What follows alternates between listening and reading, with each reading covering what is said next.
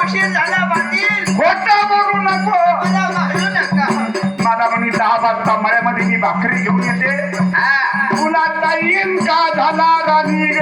अहो, मुलं रडत होती म्हणून मला टाईम झाला.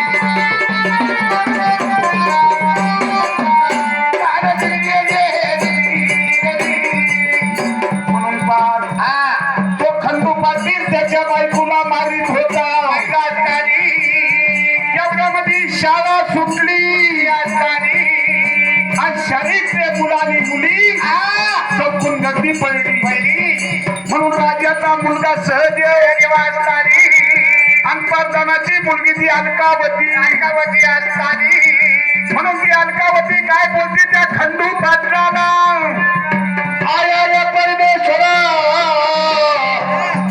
माणसाच्या जातीला अक्कल नसते बाईला. तो खंडू पाटील त्या बाईला मारता मारता तिसरा बार केले बाई. माणसाच्या जातीला अक्कल नसते बाई, माणसाची जात काही मोठा असते बाई. म्हणून पहा ती परजनाची मुलगी म्हणती माणसाच्या जातीला अक्कल नसती. ती बाई हात पाय पडत असताना त्या बाईला मारू मारू हिवरीची पिवळी केली. म्हणून माणसाच्या जातीला अक्कल नसती बाई.